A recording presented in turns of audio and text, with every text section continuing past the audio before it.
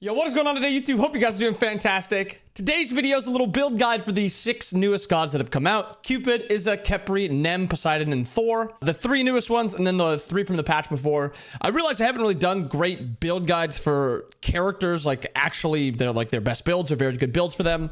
And obviously builds are going to change depending on, you know, what you're playing against. Are you playing against any gods that counter you, or do you need something else to help your build?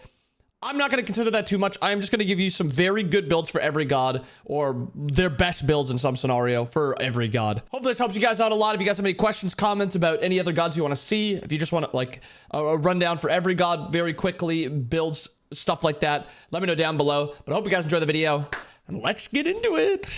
Starting with Cupid, Cowl I think is by far his best starter. I think Deathtoll is a pretty bad starter overall, at least for ADC, so I'm not too worried about that.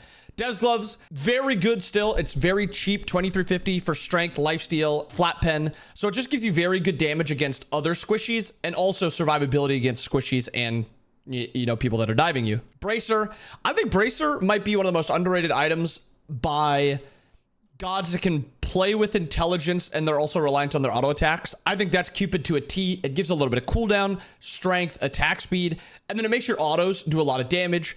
Your 1 also gives you 2 procs of Bracer. Your 2 can proc Bracer. Your ultimate can proc Bracer. And it's on a 10-second timer, so you have 10 seconds to actually auto attack with that extra basic attack damage. I think it is very, very strong on Cupid. Executioner, you want your pen around 2nd, 3rd, sometimes 4th item. But yeah, Executioner is just the best one. And I choose Executioner over Demo Grip because there's a 5% attack speed difference. Xy's 20, Demo Grip's 25. Demo Grip is also 55 intelligence, and Xy is 30 strength. I care a little bit more about the extra auto attack damage and the extra damage scaling from strength than I do about the extra intelligence scaling. I do like the intelligence from some items, but I prefer Xy over Demo Grip because I prefer the damage more. Braggy's Harp, strength, intelligence, attack speed, auto attacks doing extra damage. It's the perfect item for Cupid because he scales off of all that.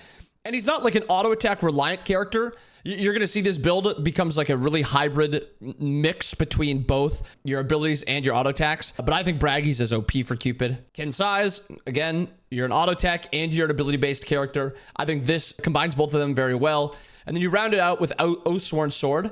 And I think this is a very underrated item for squishies because this allows you to just one shot. You have 20 pen here, and then you have 10 pen here, and then this also gives you extra basic attack damage. So you combine, you know, when a assassin's diving you, they have 70, 80 protections. You'll be shredding some from here. You'll be ignoring some from here. You'll be ignoring some from here, and then you'll be getting extra auto attack damage with this. I think this is a very strong build with Cupid, and I think this item in general is underused on a lot of auto attack characters. Izanami, Cowl also.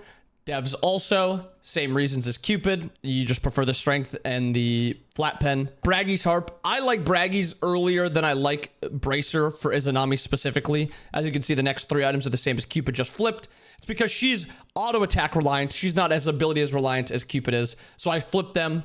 I go the Kins then. And then I switch it and I go Fatalis last for Izanami because she's like a hard carry through fights, while Cupid is more of like a, if you step to me, I'll kill you. Izanami is I'm stepping to you and killing you. That's kind of the big difference. Khepri, selflessness and heroism are just so much better than Warflag currently. There's very few games that I'd prefer Warflag, so Khepri I think is 100% way better with selflessness and heroism. Talisman of Purification, get used to this in every single one of your support builds. If it's not first item, it's second item. And support is a lot more counter building, but this build is, or this item is so important, I'm putting it first.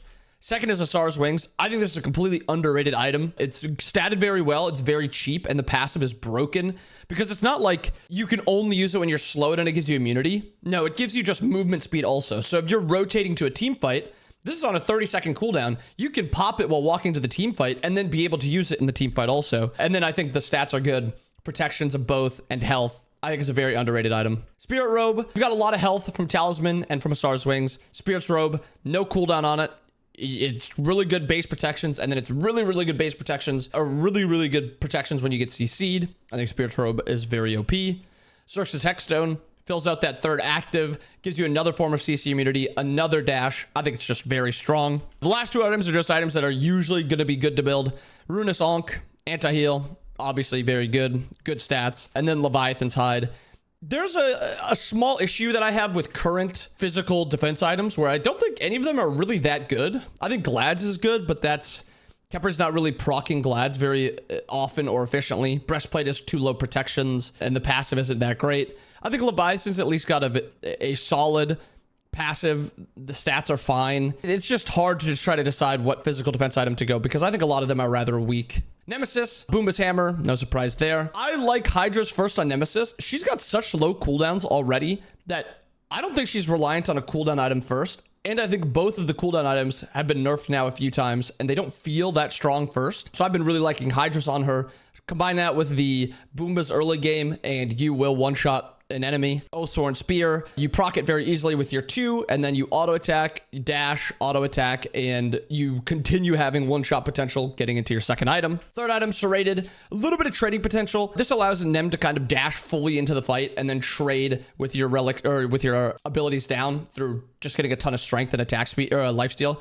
This gives you 70 strength and 24% lifesteal. So this is giving you 24% lifesteal and 70 strength. It's an insane item. Very, very good on Nem because you're usually going to be down all your abilities. Titan's Bane, so you can kill tanks. Pharaoh's is just absolutely busted right now. I build it on Nem. It doesn't matter. She doesn't struggle to kill people. She struggles to survive in fights a lot of the time. That's why I like the Pharaohs. And I actually like Purification for the same reason. This allows you to go, I mean, you can like switch these up whenever. Like if they have a ton of CC, you can go Talisman second, you can go Pharaoh second. But it allows you kind of maybe going Blink or going Aegis or something else. But I think both of these items are very, very strong. They're so good that you can just kind of splash them into almost any build. Poseidon is weird because I think Poseidon's best build is in solo lane currently, but I think most people will play him in mid lane. So I'm going to give you a mid lane build for Poseidon. Sands of Time into Gem of Focus. He is a good book character, but I think the movement speed, so the survivability you get from this, the damage and the cooldown you get allow him to just spam abilities a ton. Soul Gem, tiny bit of survivability, 150 health, and then you get good intelligence, 75 intelligence, and then you get a little bit of cooldown also. Totem, again, this is your shred item. You proc it very easily. Your 2s, your 3s, you will instantly be up to the full passive, and then it'll make your Kraken do just a boatload of damage. Rada Tahuti, not a ton of intelligence in these items. This one's like 40, 75, it's like 70 once you get it procced, and then this will give you a lot once you finish it. It makes it hard for this item to be worth it now, but it makes the next item better, and then the item after that even better. And you need a little bit of intelligence so that your abilities are just doing more damage. Deso for carrying team fights. Your cooldowns aren't super long, but I think having a whirlpool down, you get a kill, your whirlpool's back up, get another kill, whirlpool back up, get another kill. It just makes it so you can just snowball through team fights very easily. I don't think Deso is that OP, but I do think Poseidon is just really good with it. And then Gem of Iso, last item. The slow isn't the important part about Gem of Iso. It is just a strength item with a ton of health. It is 350 health. This build alone will put you up to 3,000 health almost. And then lastly, Thor. Again, I think Thor's a very good solo laner, but I also think he's a better jungler currently, so it'll be a jungle build. Boombas into serrated. Nika said something on his stream about how efficient he thinks Thor is, just building full strength and full one-shot. He doesn't think cooldown is that reliant, or he doesn't think Thor's that reliant on cooldown anymore.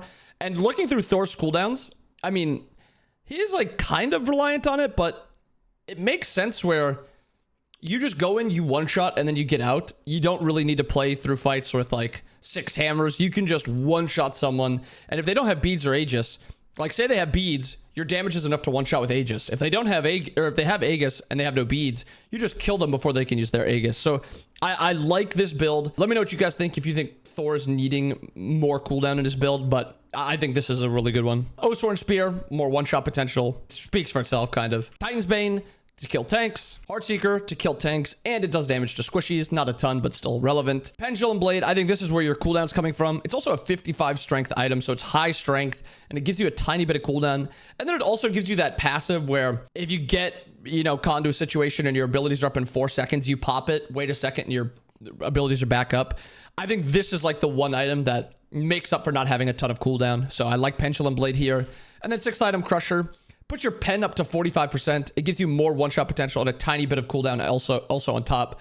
I think it is a pretty underwhelming item, but I think it's still just good enough that it feels really good. But yeah, there's the builds for these 6 new characters. Let me know down below again, what characters do you want to see? Do you want to see more fun-oriented builds with these characters? Do you want to see maybe every character with 3 actives to see what I can come up with that? Either way, let me know down below what you guys think. I hope you guys enjoyed the video. I hope you guys have fun with today. I'll see you guys again next time. Peace.